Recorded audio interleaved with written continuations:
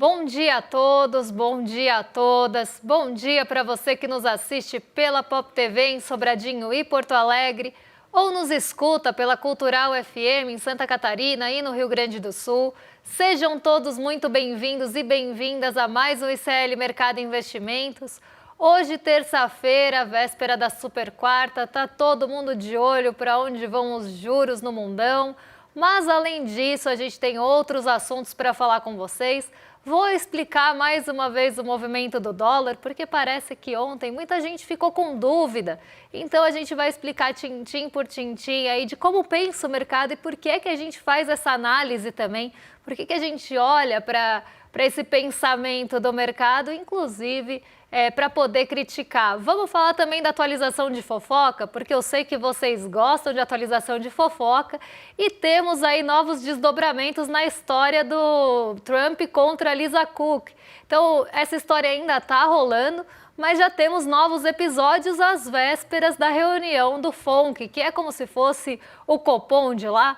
O FONC é o Comitê de Mercado Aberto dos Estados Unidos, onde é decidida a taxa de juros. Então, temos novos desdobramentos nas vésperas da reunião e parece que isso está longe de ser decidido porque Trump quer recorrer. Mas a gente já vai explicar tudo isso para vocês.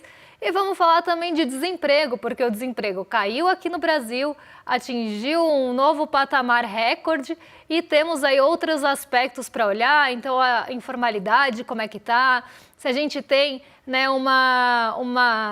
um recorde também de carteira assinada, por que que a gente ainda tem desafios no mercado de trabalho. Então a gente vai explicar tudo isso para vocês nessa manhã, nessa próxima meia hora que a gente vai estar junto. Mas antes, já vamos passar pela nossa conhecida agenda para ver o que deve movimentar o dia, quem fala, quem não fala, o que vai ser divulgado, o que já foi, para entender aí esse movimento do dia de hoje. Então, às 6 horas da manhã saiu a produção industrial da zona do euro. Na Alemanha tem índice de expectativas econômicas no mesmo horário. E aí, já vindo para o Brasilzão, IPCS da segunda quadricemana de setembro. Às 8 horas da manhã também saiu a PNAD contínua de julho, que eu já comentei para vocês que a gente vai falar. Então, a gente vai falar sobre o desemprego, sobre os rendimentos, como é que foi a variação das categorias de emprego também. Será que a gente teve mais informalidade, menos? Isso é assunto para daqui a pouco. Mas a gente tem também, às 9 horas, 9h30 da manhã, as vendas no varejo de agosto lá nos Estados Unidos e 10h15 produção industrial. Além disso, saiu o monitor do PIB, então normalmente junto ao IBC-BR sempre sai o monitor do PIB que é da FGV. As métricas são diferentes, eles olham o PIB, ou tentam metrificar o PIB de uma forma diferente. E é até legal porque a gente consegue contrastar os dois, nem sempre eles vão na mesma direção ou sobem e descem na mesma magnitude. Então, o monitor do PIB ele traz outra ótica de termômetro para o PIB junto ao IBC-BR. E normalmente ou sai junto ou um dia depois. É bom para a gente poder comparar. Às 11 horas da manhã, agorinha, tem índice de confiança das construtoras de setembro lá nos Estados Unidos. Então, hoje uma agenda que não deve ter grandes condutores, exceto o mercado de trabalho aqui no Brasil. Não é uma agenda que tem indicadores aí que devem mexer muito com os ânimos do mercado, até porque já está todo mundo de olho na reunião de amanhã. Todo mundo quer saber da super quarta, já está todo mundo mirando a super quarta, se o Fed vai cortar juros, se não vai. Então, o grande destaque da semana, ou a grande estrela da agenda semanal, é justamente a reunião de Comitê de Política Monetária aqui no Brasil e a reunião do FONC lá nos Estados Unidos.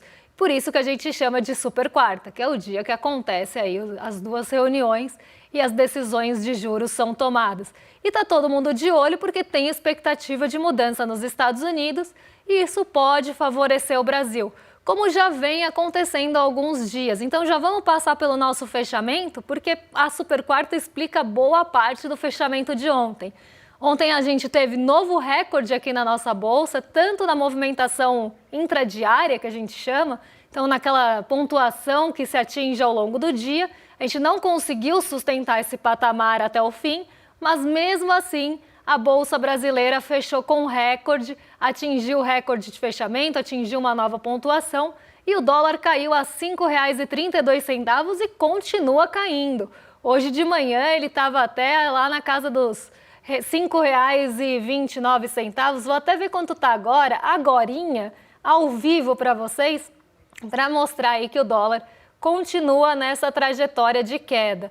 Vamos ver aqui quanto é que está o dólar nessa manhã. Bom, daqui a pouco eu pego para vocês, porque, para variar, toda vez que eu tento fazer alguma coisa ao vivo, o meu sistema aqui atualiza. Mas eu já trago para vocês aí a variação do dólar, porque quem sabe, né, faz ao vivo. Então, daqui a pouco eu busco aqui para vocês e já passo quanto está a cotação. Mas a gente precisa falar sobre esse movimento de bolsa e de dólar, porque inclusive ontem, quando eu falei dos aspectos de sexta-feira, eu notei que muita gente ficou com dúvida, muita gente inclusive questionou e criticou o que a gente falou ontem, mas acredito que tenha sido ali, né, por uma falta de entendimento de como funciona a cabeça do mercado. Quando a gente fala de mercado financeiro, eu acho que é super importante a gente entender como funciona a cabeça do mercado financeiro, como que ele pensa, né? Como se ele fosse uma entidade que pensa, né? Como se fosse um organismo pensante, mas como pensa essa cabeça do mercado financeiro, inclusive para a gente poder criticar. Porque se a gente não entende como funciona a cabeça do mercado financeiro, várias movimentações podem parecer meio perdidas aqui para a gente. E quando a gente não entende essas movimentações, a gente fica perdido no bailão, fica perdido no pagode. Então é importante entender como pensa o mercado, não só para não ficar perdido nessa forma de pensar que normalmente não tem nada a ver com o que favorece a gente, não tem nada a ver com o que favorece a população brasileira ou o trabalhador brasileiro, mas sim os interesses do próprio mercado. Isso precisa ficar muito claro para vocês, porque senão parece que o mercado age de forma desconexa. E não é bem assim. Na verdade, ele está protegendo os seus próprios interesses, principalmente quando a gente está falando de uma corrida eleitoral. Então, é esse ponto que eu quero destrinchar para vocês, para que fique bem claro aí qual o pensamento do mercado, não só para a gente entender e ver esses caminhos que vão sendo traçados com a movimentação do mercado e às vezes com uma movimentação que parece estranha, que vai na contramão do que faria mais sentido na nossa lógica, mas também para poder criticar, porque se a gente entende como aquela lógica funciona, a gente consegue criticar por dentro, que era justamente isso que eu estava falando ontem. Na sexta-feira, a gente teve uma movimentação bem específica aqui no nosso mercado financeiro, no mercado cambial. Ah, Débora, mas o dólar está caindo faz muito tempo. Sim, o dólar está caindo faz muito tempo aqui no Brasil. Não à toa a gente tem uma desvalorização de 14% do dólar em relação ao real nesse ano. O dólar se desvalorizou bastante frente ao real, ou vice-versa, né? O real se valorizou bastante frente ao dólar desde o começo do ano. Esse é um movimento que vem sendo construído ao longo do tempo. Por quê? Para quem não lembra, no fim do ano passado, o dólar foi às alturas e a nossa bolsa caiu bastante. Então a gente teve um movimento, olha aí, agora R$ 5,32, um dólar americano aqui no Brasil, cotação da Morningstar. Agora caindo até um pouquinho mais, né? R$ 5,31, mas está nessa faixa dos 5,29, 5,30, 5,31. O dólar ele vem operando em queda nessa manhã, justamente aqui por conta de movimentos que têm muito a ver com a super quarta. Mas vamos dar um passinho atrás, né? No fim do ano passado, para quem não lembra, a gente teve um pânico aqui no Brasil, um pânico de mercado financeiro muito ligado à questão fiscal. O mercado reagiu muito mal ao pacote, nem era de corte, né, mas o pacote de ajustes fiscais do Fernando Haddad. O pacote foi apresentado, inclusive, numa magnitude maior do que o mercado esperava, mas não da forma que o mercado financeiro esperava. Isso lá no fim do ano passado, em novembro do ano passado. Esse pacote acabou decepcionando um pouco o mercado financeiro, não na magnitude, não no tamanho dos ajustes, mas da forma que ele seria feito. O mercado ficou cético, não aceitou a proposta ali colocada pelo pacote de ajuste fiscal, e aí a gente teve uma explosão de dólar, uma histeria do mercado mesmo, porque o mercado cobra muito mais o fiscal em governos que sejam um pouco mais alinhados ali, ou um pouco mais desalinhados a seus interesses, ainda que existam, sim, alguns alinhamentos, mas se tem ali um governo um pouquinho mais progressista ou que pense um pouco mais no povo, o mercado já fica com 2 pés atrás, já cobra uma lição de casa muito maior e tem 2 pesos e 2 medidas. É uma desproporção a cobrança, principalmente em relação ao fiscal e a desconfiança fiscal. E isso a gente viu acontecer no fim do ano passado, quando o pacote não agradou, o dólar foi para as alturas e a bolsa caiu lá embaixo. Para quem lembra, esse foi o movimento do fim do ano passado. Ao longo do começo desse ano, os investidores começaram a ver que não era bem assim a história, né? Que não tinha aquela histeria toda, que realmente foi um movimento bastante exagerado do mercado financeiro, inclusive para mostrar descontentamento, porque se o mercado mostra um descontentamento com uma política monetária ou com uma política fiscal, ele vai reagir no mercado financeiro, então vai vender os ativos brasileiros e comprar dólar, inclusive para se proteger, mas para mostrar descontentamento mesmo, para mostrar que não aprovou aquela medida. E isso aconteceu em grande parte no fim do ano passado. Quando essa histeria passa, os ativos estão bem baratinhos aqui no Brasil. Depois deles caírem durante o fim do ano, eles ficaram bem desvalorizados e os investidores começaram a ver oportunidades de ganho, janelas de ganho. Então o dinheiro entra aqui para comprar essas barganhas, essa liquidação, o gerente ficou louco, entra todo mundo aqui para comprar esses ativos mais baratos e a bolsa volta a subir com a sua normalidade, começa a voltar para a normalidade. Então, a gente começa a ter esse movimento de alta. E com o dinheiro entrando aqui, principalmente dinheiro estrangeiro que veio buscar aqui, não só ganho na renda variável, mas também na nossa renda fixa, afinal, não é sempre que você ganha 15% numa taxa de juros num título público de um país que não tem tanto risco assim, o dinheiro também vem especular na nossa renda fixa. Então entra dinheiro para comprar essas barganhas, mas entra também dinheiro para a renda fixa. E aí a gente começa a ter uma queda do dólar. E essa queda do dólar vai acontecendo ao longo do tempo, com um custo, inclusive, se a gente for pensar alto, porque 15% de juros vai enforcar a nossa atividade econômica.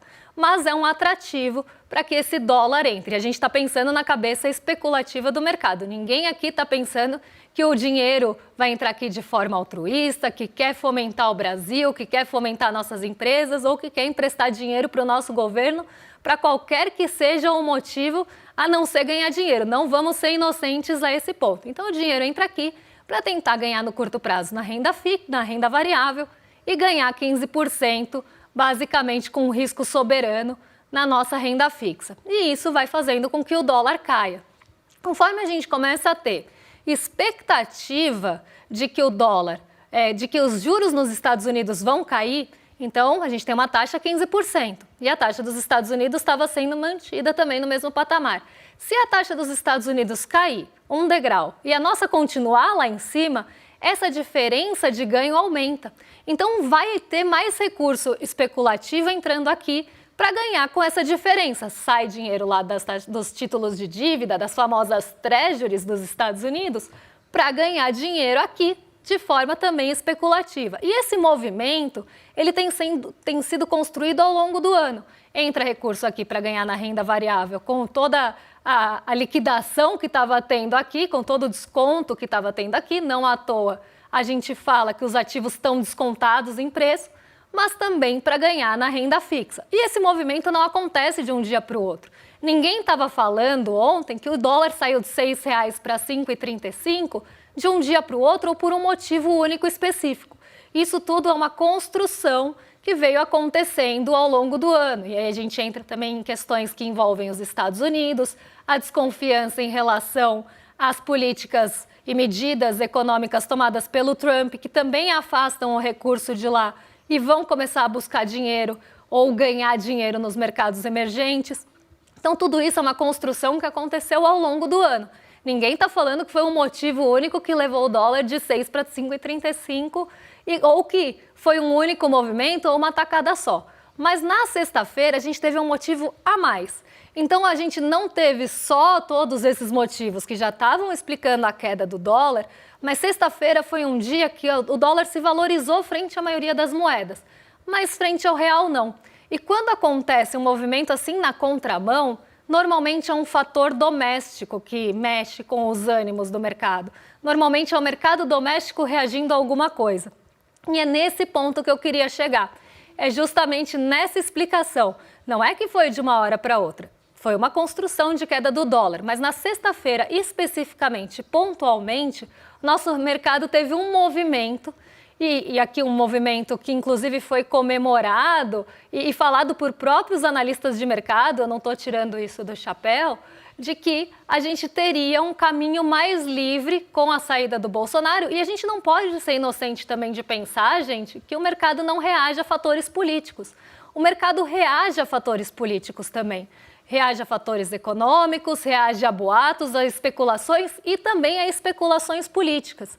Então, se você tem um mercado financeiro que já está num modo de torcida, porque é o que o mercado financeiro já está e ele não esconde, não à toa que a gente vê uma série de manchetes já falando sobre Tarcísio, já teve comemoração, né, de mercado financeiro e de analistas de mercado falando sobre isso, quando a gente teve uma pequena vantagem ali do Tarcísio em relação ao Lula em uma das pesquisas que foram divulgadas para segundo turno. Então o mercado ele tem lado, era esse ponto que eu queria chegar. Não é em relação ao movimento de queda do dólar, porque isso realmente foi construído, mas naquele dia especificamente o mercado mostrou que ele tem lado. O mercado mostrou que ele tem preferência. E as pessoas são ingênuas, muitas vezes, em pensar que o mercado não tem preferência, que o mercado é neutro que nem shampoo e detergente, que o mercado ele não tem lado, que ele é imparcial, que ele é somente técnico. Isso tudo é besteira, isso não existe imparcialidade. O mercado ele tem um lado, ele tem as suas preferências, ele mostra para quem que ele tem ali a sua torcida, inclusive, quem que ele quer que esteja no poder, e não é também à toa. O mercado espera alguma coisa em troca. Então, quando ele comemora, quando ele mostra ali que tem uma preferência por um determinado candidato, o que ele está contando para a gente? Que aquele candidato provavelmente esteja mais alinhado às agendas do mercado, aos interesses do mercado, à pauta que o mercado quer que seja colocada aqui no país e que normalmente e muitas das vezes não vai ter nada a ver com a pauta que interessa para nós, ou para o trabalhador, ou para a população brasileira, mas que serve aos interesses do mercado financeiro. E muitas vezes esses interesses não têm afinidade com a gente. Não é à toa, por exemplo, que quando cai o preço de combustível, o mercado chia. O mercado não gosta e as ações de empresas ligadas ao petróleo caem. Por quê? Para o mercado, o lucro que importa. O que importa é o ganho ali no curto prazo. Se vai cair preço de combustível, será que isso vai afetar o lucro daquela empresa no curto prazo? E a gente tem que pensar que o mercado pensa também no curtíssimo prazo. É raso como um pires. A profundidade dessa análise, muitas vezes, é a de um pires mesmo. Então, você está olhando ali no rasinho, né, na superfície da coisa, de que meu lucro, meus dividendos vão cair no curto prazo.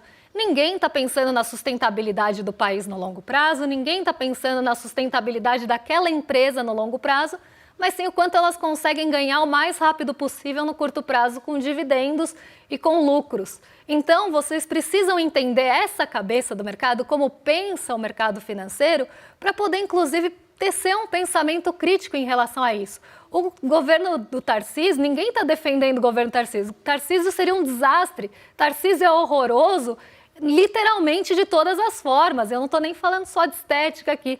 Tarcísio é uma figura horrorosa política e seria um desastre para a população brasileira como presidente do país. Mas para o mercado financeiro ele cumpriria uma agenda, por exemplo, privatista, ele cumpriria uma agenda de cortes de gastos da forma que o mercado gosta, que é cortando direito do trabalhador, que é cortando benefício social, que é tirando, por exemplo, a previdência do teto ali dos gastos, ou colocando a previdência, na verdade, dentro dos gastos.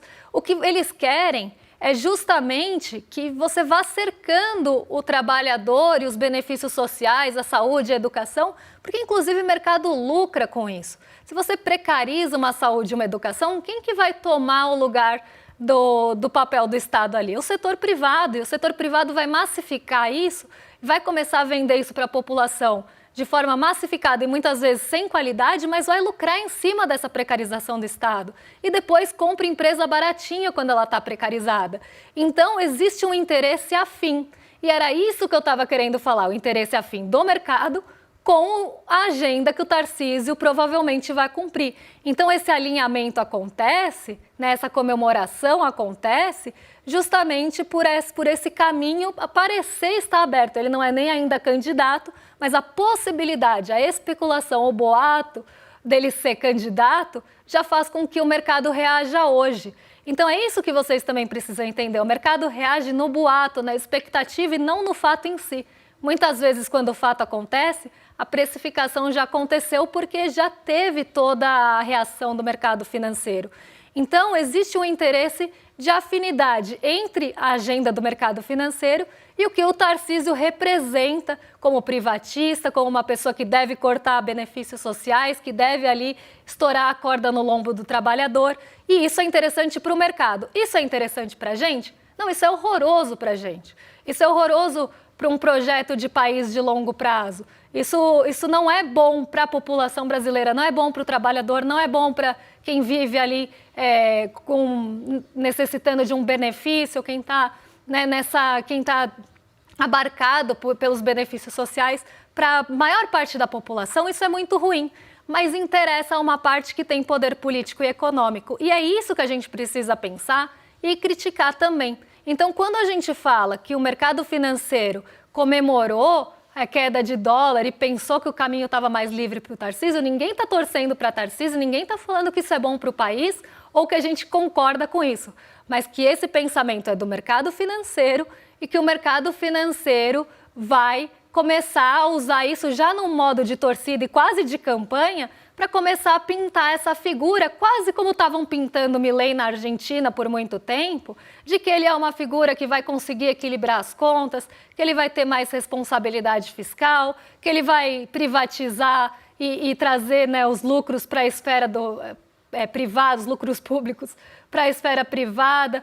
Então, tudo isso, que ele vai cortar gasto, então tudo isso cumpre uma agenda que interessa, sim, ao mercado financeiro. Era justamente essa crítica que eu estava fazendo ontem, quando eu falei da comemoração do dólar.